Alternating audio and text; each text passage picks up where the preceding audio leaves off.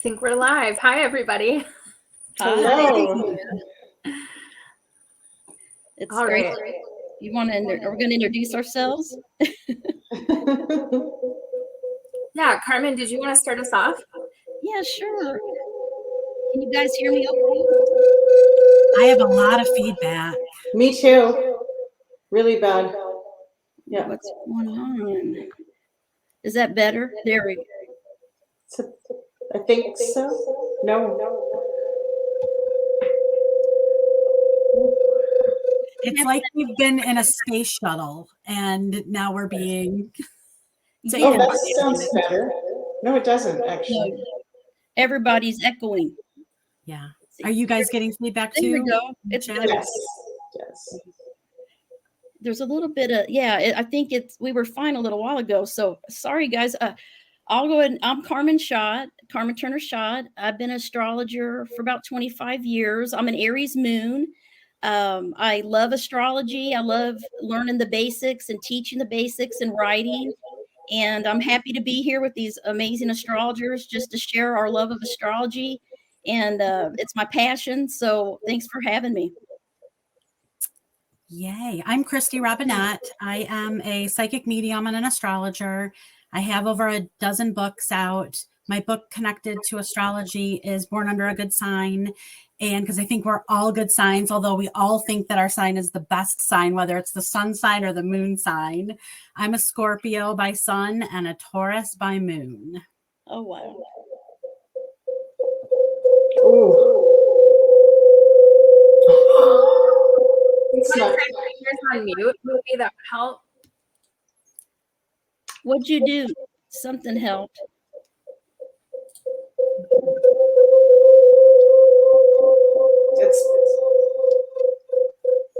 It might be someone. You put this on mute or try headphones. That's what Anna is saying.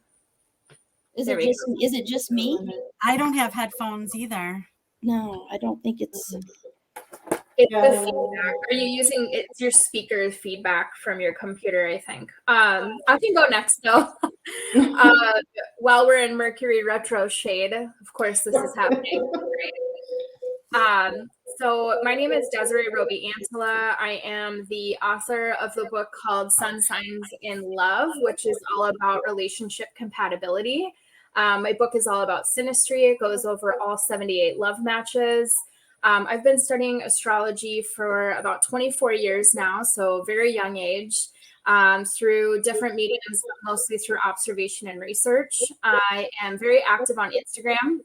I post a lot about love and astrology, as well as weekly transits. So you can find me on Instagram at Simply Sun Signs. I'm Danielle Blackwood. I have been studying and practicing astrology for more than 30 years. I'm also a registered counseling therapist, and I'm the author of A Lantern in the Dark, Navigate Life's Crossroads with Story, Ritual, and Sacred Astrology, as well as my first book, which was The 12 Faces of the Goddess. So transform your life through, what is it called again? Transform your life through astrology, magic, and the sacred feminine. I forget my book titles all the time. I know, the subtitles are so long. So yeah. So I live on the west coast of Canada, and I've been, like I said, studying and practicing astrology for more than 30 years. Pleased to be here with all of these wonderful women. I love that we all kind of have different backgrounds, but like we were saying before, but we all speak the same language. So it's pretty awesome. Yeah, absolutely. And I forgot to say my sun and moon sign. So I'm a Scorpio sun, Scorpio moon, and I have a Sagittarius rising. Thank God. Nice. That's a lot of Scorpio. I apologize for being a Scorpio sometimes. I sensed it. I sensed your Scorpio. Definitely, Desiree. Earlier, I was going to ask if you were one. I sensed the Scorpio vibe, energy from you when we met in the green room. That's nice to hear, because usually people think I'm a Sagittarius when they meet me. So I will take it. I have a Scorpio stellium and a Sag stellium, so it just depends. I'm a sun and moon in Aries and Scorpio rising. It's a lot of Scorpio, you guys. It's a lot of Mars energy. A lot of Mars energy for sure. So I believe the first question that we had was, why is it important to know and understand and work with our moon sign rather than just our sun sign? Does anyone want to take that first question? Okay, I'll take a first shot at it. The moon represents our subjective nature, while the sun is our ego self, our conscious self. And I think working with the moon, we are connecting with our inner self, our moods, our memories, our emotions, and even our attachment style, which I think is all connected to the moon. So it shows us something about early life conditioning, sometimes something about mother or other important females in our life, the way that we see ourselves as a female person, if we are a female person. But every one of us has a moon in our chart and our psyches, and it is not gender based in any way, shape, or form. So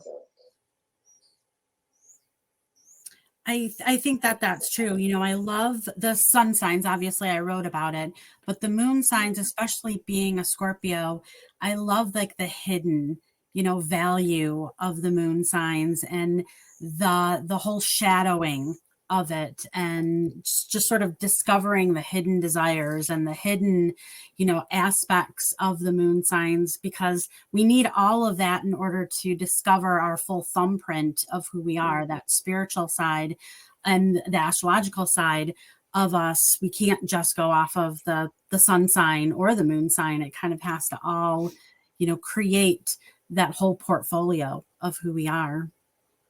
Yes, I feel like the moon sign really gives us the strength to heal and to be, resilient, to overcome things emotionally.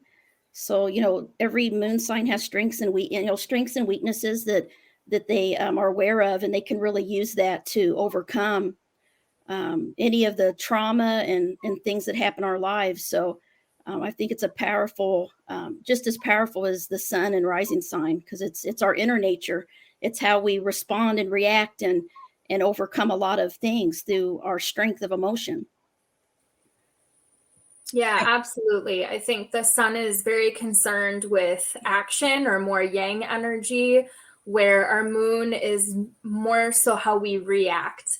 And like others were saying, the sun is our ego and the core of who we are, but the moon just adds this other layer that represents like our yin energy and more of our internal makeup. Mm-hmm. Yeah. So it's definitely an important piece of the puzzle. And for those of us who have the same, sometimes it's hard to decipher when you have a sun and moon, or when you're a new moon baby, when you have the same. So for me, for example, I've had the same. So, and then full moon obviously is opposing. So that's a totally different energy. But so like the next question that we had was, are some moon signs inherently more positive or difficult than others? Which is an interesting question. That's a good one. I know sometimes a lot of people ask me that, and I do think there are certain, energies, certain moon signs that might struggle a little bit more to express their emotions or trust people, to be vulnerable, because the moon is kind of where we feel most vulnerable and where we really need to trust someone. So my daughter, she's a Capricorn moon, and she always, has had trouble really expressing what she really thinks and feels. She's very, I drive her nuts with my Aries moon, because she's like, slow down, I need to think about this. And I'm like, let's act, let's do this. And I'm very expressive, and she gets overwhelmed by me. So I told her, always remember the positive things about having a Capricorn moon. There are positive things, you're grounded, you're calm, people feel safe around you in a crisis, and you're realistic, and can think practically about things, and kind of control the emotional highs and lows, the Capricorn moon. So, but I think they all have positive strengths. That's what I would say. I agree. I think every sign has its positive, constructive qualities as well as its shadow side. But that being said, I mean, the moon is at home in the sign of Cancer, so it may express more easily through that sign. But as you were saying, a Capricorn moon being the opposite of Cancer, that might be a little bit more difficult to express emotions in in the same way. But I think that everyone can learn. And then you also have to take into consideration other things as well, such as how is that moon aspected? I mean, someone can have a Capricorn moon, but it could be making a really beautiful trine to another planet that really helps them to facilitate that emotional expression.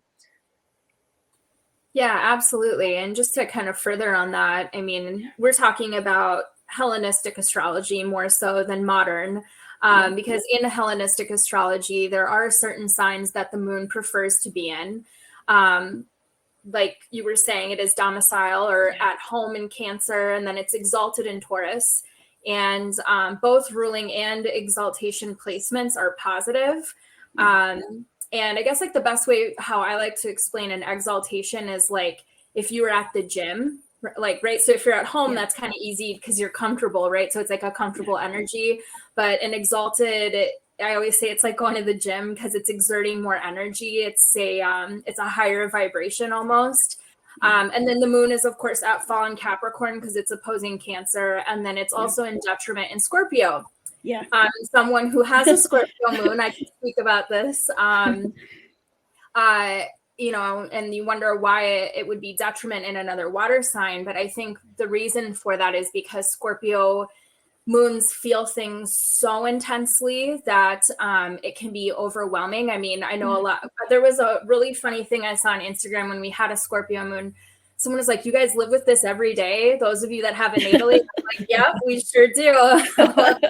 World. I think it can be overwhelming. I mean, even personally for me, I had struggles with postpartum depression and other intense emotions my whole life. So, however, the positive side is I'm very intuitive. So there's always that other side to it for sure. Scorpio moons are resilient. I feel like you're survivors. You're like the phoenix that comes out of the ashes, you know, emotionally.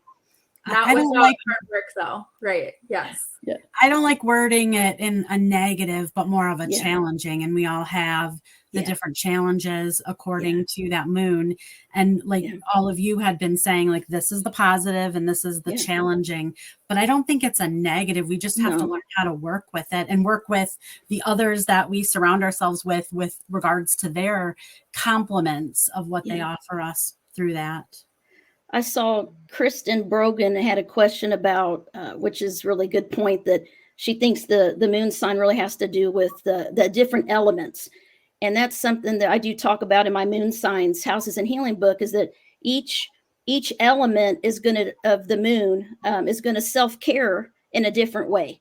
You know, so an Aries moon isn't going to be able to relax and self-care the same way that a Gemini moon or Cancer moon would do. So it's different tips. You know, as an Aries moon, you know, I have to be a little bit more patient, not, you know, express what I really think and feel too abruptly. I need to calm myself a little bit because I'm real quick to feel things. So I have to learn to be active.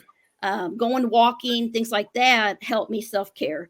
Whereas other people I know, you know, that's like a Cancer moon, they like to be alone, have solitude, be peaceful to recoup and get their energies going again to balance the mind, body, spirit. But I thought that was a good point about, you know, what element your moon is does really affect how you heal and self-care and all those things. Absolutely. I also have to say, also having an Aries moon, you really have to look at the house too that moon is in, because I've got my Aries moon, which is a fiery moon, also with Aries sun in the 4th house. So it's expressing quite interestingly, quite often like a Cancer. I mean, I don't need to go to the gym and to go for hard, strenuous walks like many other Aries might. I actually would prefer to get into a bath with essential oils and just kind of get really into my feelings and thoughts. And so I think that's another thing too. So it's not just the sign that your moon is in, but looking at also the house. What houses are your moons in? Mine's in the 8th house, which has been very intense for me, with Aries 8th house and Jupiter and Chiron conjunct all there. And so I hold things in so much, and I got to make sure I express them somehow. So I usually like to write and journal. That's a way. Listen to heavy metal music, when I'm driving, Metallica or something. I don't know. So, something that gets me, that intense energy. Because I would have never said you were a Metallica girl. That's not the one thing. 9 Inch Nails, whatever, just to get the air, because the Aries part, I do hide it. It's that 8th house. I keep it in. Yeah.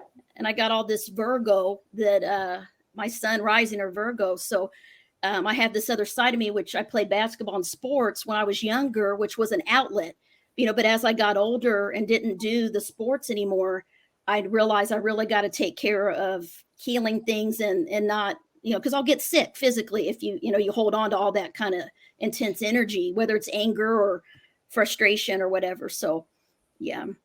Mel just asked, she said her Aquarian moon, the part of me, is it the part of me that stops all traffic to let the baby ducks cross the road? Yes, it is. Yes, it is. You are the humanitarian. You are going to want to help everybody and everything, mostly animals. Yeah. Humans, but mostly animals. Yeah. I also have my moon in a hidden house as well. So my moon is in the 12th. So all my Scorpio is in the 12th. Yeah. I love 12th house. It's one of my favorite houses. Yes. Oh, yeah. Well, I've got lots of it for you. So I'm a sun and Venus in the 12th house. Okay. So I usually, click with 12th house and 8th house people.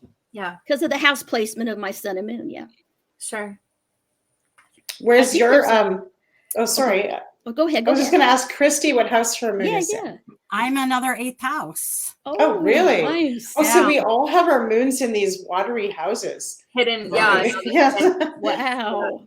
And we're all astrologers. This is so. Oh, isn't that funny? So, oh my gosh. Sensing and feeling our way through people's charts. Yeah. Yeah, right. Another thing that's interesting about the moon that I would love to touch on and that I like to talk to a lot since I am a mother myself is I have a funny story. So my son's labor was really, really long, and I don't even know what happened to my phone because it was like days and days that I was in labor. And of course, the first thing after he was born was what time was he born? I need to look at his birth chart, right? That's the first thing as an astrologer that I did. Yes. And so I'm like, I had just gone through a cesarean, and I'm like yelling at my husband, "Where's my phone? I need to look at his birth chart." Yeah. He's like, "Oh no!" And oh my god, that is so funny because I did the exact same thing. Yeah, I mean, of course, I want to know what his birth chart looks like, especially his moon, because the moon obviously is the fastest moving orb in our birth charts, in our natal charts. So, and I knew that the moon was in Scorpio, about ready to transit. So I was like, is he Scorpio or is he Sagittarius moon? I mean, that's very different. Yes. That's a really different moon. So I pulled it up and I looked at it, and his moon is exactly to the second conjunct my rising sign. So my rising is at 0.53 degrees and his moon is at 0.53. And so one thing that I've noticed a lot when I'm looking at other mothers and children, or even fathers to parents in general, or is that moon, especially for the mom, is very connected somehow in the child's chart. And I've also talked to some astrologers that say that our own moon sign is actually how we experience our own mothers. So just wanted to kind of ask you if you've seen some of those themes throughout your own children or other people's, charts that you've done. Yes. My daughter gives me a hard time all the time. She says that all I'm doing is working. I'm working too much. I need to take a vacation. And she's a Capricorn moon. and I'm like, do you think I'm motherly? She's like, yes, because she read things. And I'm like, I'm very motherly. She's like, but you definitely always are working. And ever since I was little, you're always on the phone or doing something, So, I get that from my daughter as far as how she perceives me. For my own mother, I can see now that my moon sign, I see more of her in that, even though growing up, I didn't see it as much, but it's more like independent, self-reliant, kind of does her own thing, that Aries kind of energy. I can see that in my mom now more. So it's interesting. Yeah. And I had a C-section as well. So she was a month early and I was dying at, the same thing, recover, trying to get the computer to find out. And she's like all earth, Virgo, sun, Taurus rising, and Capricorn moon. So It was interesting, but I also had C-sections with both of Oh, mine, wow. and I did the exact same thing. And my son is an Aries sun and a Taurus moon, and wow. he's militant and he's a police officer, and it's Wow, yeah. by the book, it's structured. Mm. So he fathers or mothers me often. Wow. My son has a, sorry. Sorry, go ahead. They had a question about the Oh, nodes good. of the moon next. The Sure, nodes. please. Yeah. Let's bring it on. Yeah. So the nodes, in my opinion, the nodes are one of the most important things in a chart, because the north node is your soul mission this lifetime. And that south node is what you've mastered, kind of your past lifetimes, your past energies and lessons. And it's kind of about balancing them. And I find that as I get older and I'm moving more into my north node, and it can be a little painful sometimes, especially because it's new and it's uncomfortable, the sign that it's in the house, because we're not used to it. We're used to the past, the south node. That's where we feel cozy. And so, yes. Yeah. The north node can feel a bit unfamiliar, but it is something that we absolutely must be cultivating and moving towards if we are to do what we came here to do. So I think that, I look at the north node like the North Star or the Holy Grail, I like to call it even sometimes, because it's that thing that we're questing forward, questing towards. Yes. Yeah. And just to explain to people, if some of you, I know we all know what the nodes are, but for some of you who don't know what the lunar nodes are, or the nodes of destiny, as some people call them, it's pretty much the two signs that the eclipses are taking place in. So they change about once every 18 months, so about a year and a half. So right now, for example, the south node is in Scorpio and the north node is in Taurus, and then they switch to Libra and Aries. They go backwards, which is kind of confusing, but they don't go the right way. They go backwards. So in the summer, July 17th, they're switching to Libra and Aries, which will be really interesting. But and so where the nodes were at the time of your birth explains like Carmen was saying, where you came from and then where you should be pushing yourself to go in your lifetime. And they're opposing, they're opposite. So it's difficult. And I especially see the nodes playing a big part in people's lives when they're activated during your nodal return in your late 30s. It depends on your age and what degree your nodes are at. But for me, I'm going to have my north node is at 0 degrees in Aries. So it actually will go into Aries, but it won't hit it or activate it at an exact conjunction until the end. So about 18-ish months from now. So. Yeah, that's with my Taurus, south node, north node, Scorpio. The nodes right now have been in those signs, and it's been really difficult as far as just lots of healing and things from the past coming back, which is influencing everyone in the world is influenced by the Taurus Scorpio nodes right now. And there'll be a shift to relationships and compromise and independence versus, doing what you want versus your partner, when they shift over, and they'll affect all of us, and then looking at where it falls on your transit chart, which is, on top of your birth chart, what area of life are the nodes affecting is important to see. Especially if you have the same natal nodes, like you do too. It kind of gets you in your soul mission. I feel like it kind of spurs you to get to where you need to be focused. And if you're stagnant, it's going to create change. Absolutely. And we are going to be with those, even though the nodes are changing signs in July, the last transit on the Taurus Scorpio axis will be in October. So we're kind of with that energy until at least October, I think. Yeah. And that goes for everyone, because yes, there are the nodal returns and the reverse nodal returns that happen at specific ages. I don't have them all in front of me right now, but I just had mine last year, my nodal return, and it was a really big seeding year. Absolutely. So yeah, we're sort of in a death phase with all that Scorpio. It's a lot of death phase, a lot of shifts and changes and getting rid of the things that just aren't working. And it's scary for people who don't like change.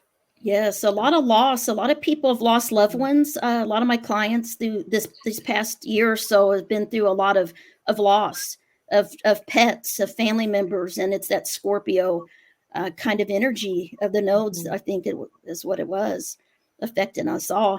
Agreed. Yeah. What do you guys think of the Saturn return? I always felt like that first Saturn return is like, after that's over, is like we're finally feeling our North Node for the first time.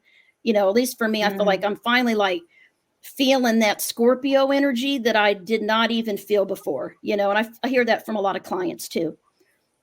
I teach a lot about the second Saturn return. Well, actually the first as well, but the second. Yeah. And yes, you do have your nodal return about 2 or 3 years before you have that second Saturn return. Yeah. And it kind of sets up the whole scene, I Yeah. find. So Danielle, you kind of get... Your book is awesome. Thank you. Thank you. Well, Nice. I mean, if anybody is really looking for a book that kind of pinpoints some of the most important times in your life, like this is really it. This is an awesome book to have, really. Well, that's so kind of you to say. Thanks, Desiree. I'm serious. Yeah, I went through it and I was like, I got to start thinking about this stuff. Yeah. How old am I? When is this going to happen?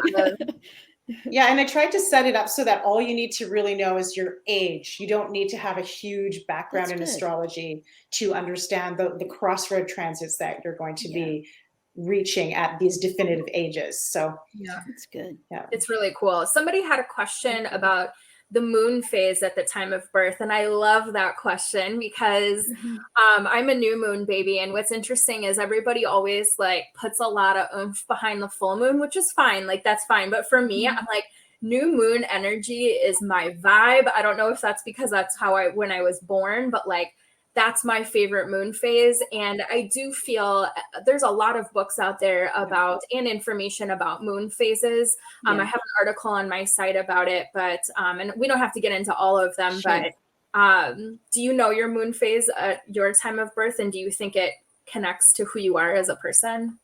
I'm a new moon phase baby too. Yes, and I definitely think it connects to me. I'm a full moon. I'm a full moon. And it's interesting, even with the moon sign, if I had been born like a minute earlier, I would have been Gemini.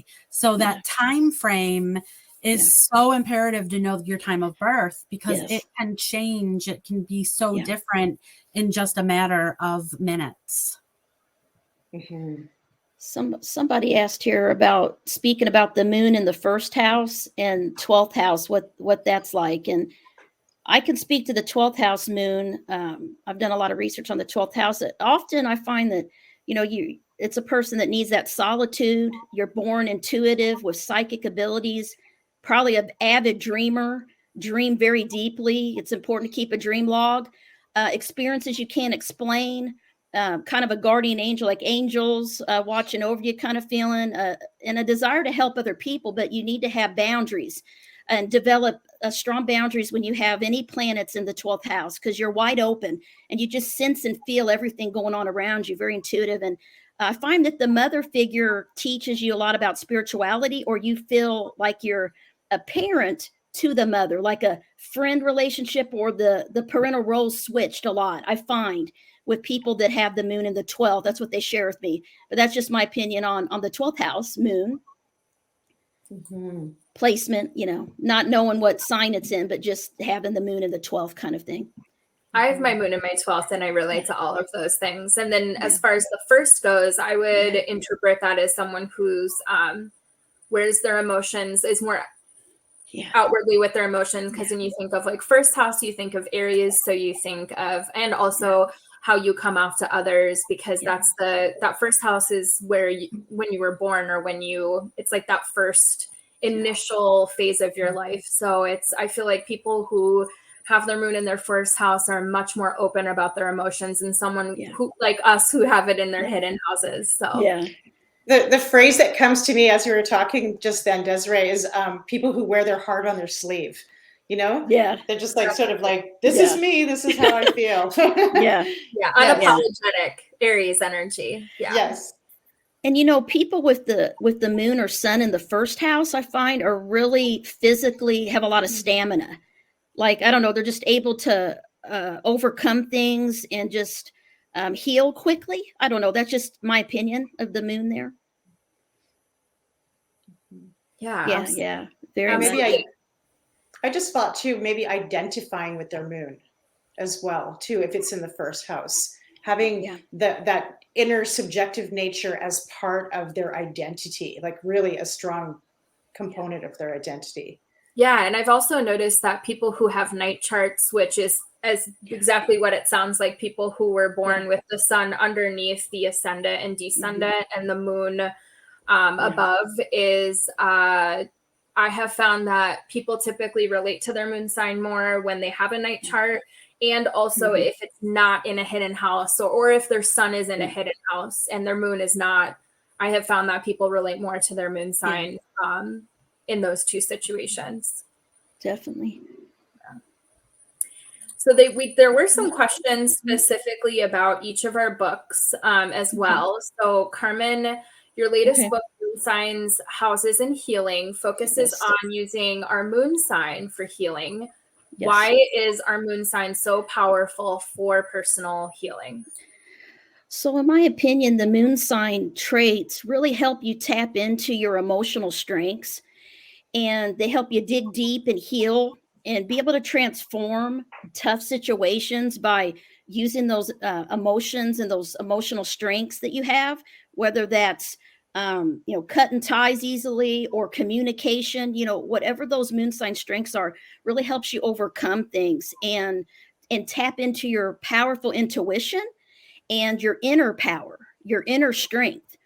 And for an example I give is like an Aries moon. It is a fire moon. I find that a lot of Aries moons use their anger and their passion and their rage actually to help them overcome trauma, loss, hardship.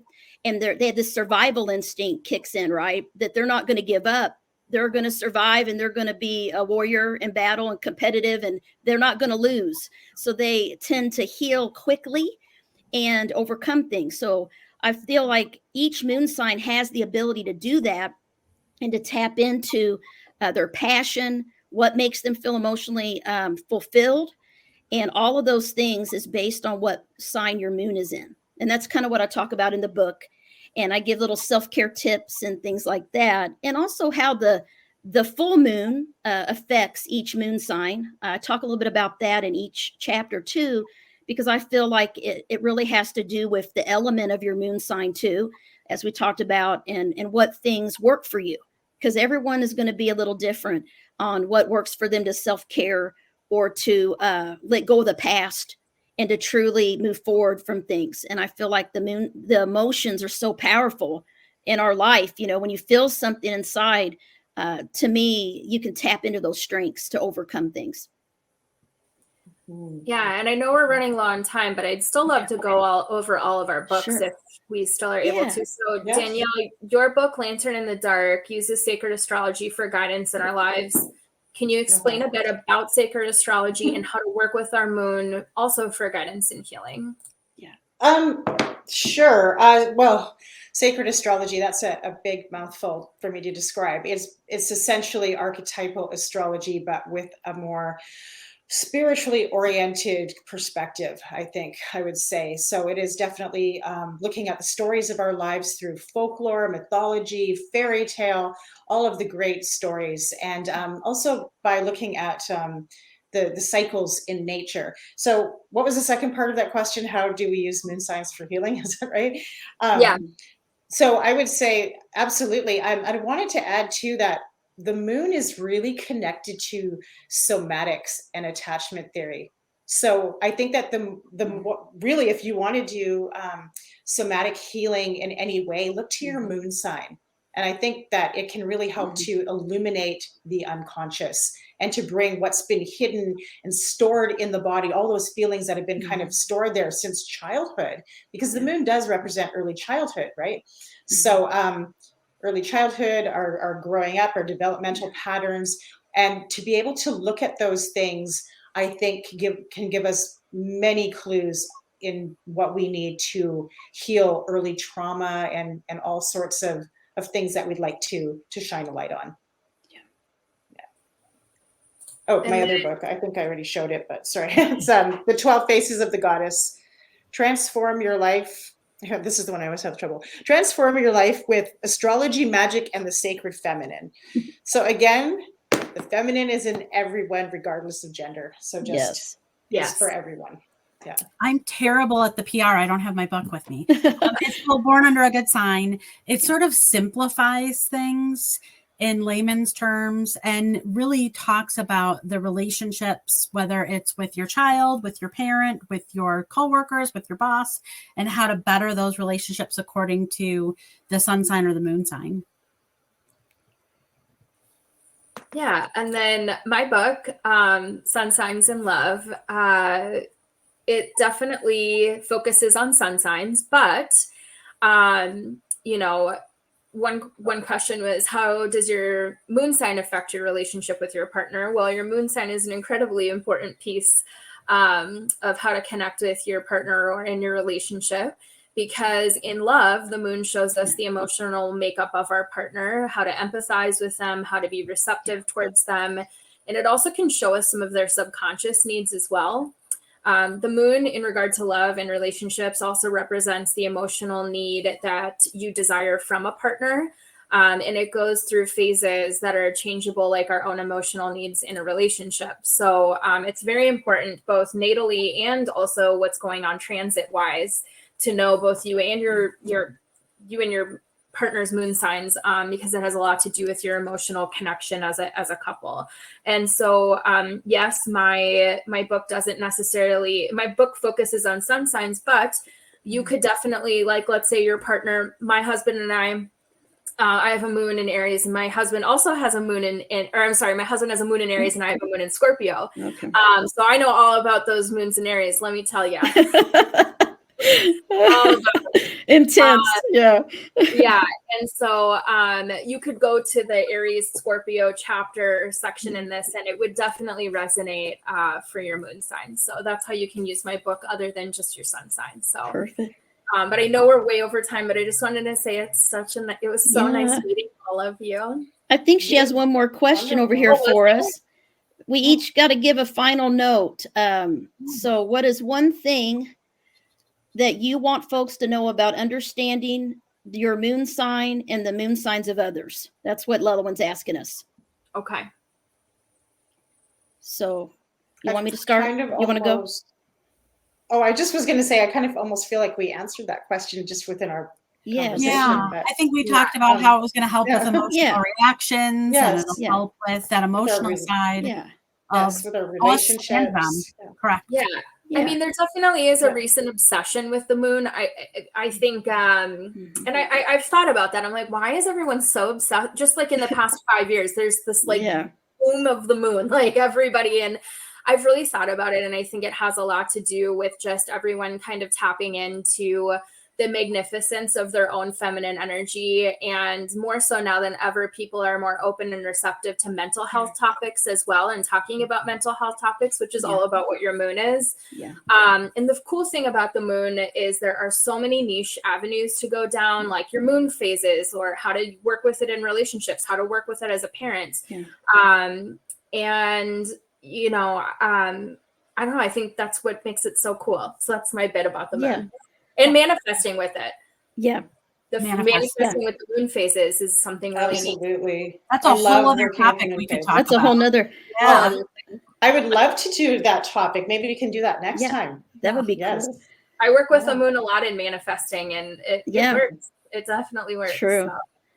So. I think if you gain someone's trust and make them feel comfortable and secure, that's when you'll connect with them emotionally and see their moon sign traits come out. You know, that's my final, that's, I guess, one thing I think. Also, I just see Kirsten added a question about the eclipse and the new moon in Aries next week. That's a big one, right on the anaretic degree, the last degree of Aries. It's going to be powerful, I think. It's a very rare hybrid eclipse, which we only get about 3 every 100 years. And it's a double, because we had that first new moon in Aries eclipse, and this is the astrological blue moon is what I call it. So it's a very, very rare, very powerful anaretic degree, 29th degree It's going to be something else, everyone. Hang Yeah. tight. Yes. Thank you. Yep. And I post a lot about that on my Instagram, so you can Yeah. find me at Simply Sun Signs on Instagram, and I have lots and lots of content coming your way about that, because I even had to do some research. I'm like, what's a hybrid eclipse? Yeah. Mhm. Yeah. So, Well, so we can also tell, I'm Danielle Blackwood, astrologer, on Instagram. And what are yours? Oh yeah, CarmenTurnerShot.com or Carmen Turner Shot Author or Deep Soul Divers Astrology on Facebook. Medium Christy Robinette or Psychic Medium Christy Robinette or Christy Robinette. So Okay. thank you guys so much. It was Thank so you, nice everyone, for meeting all of coming. you. so fun. Yeah. It was nice meeting you all. And Nice meeting thanks for everyone. joining us on a Friday, everybody. Yes. Have a great weekend. Take care.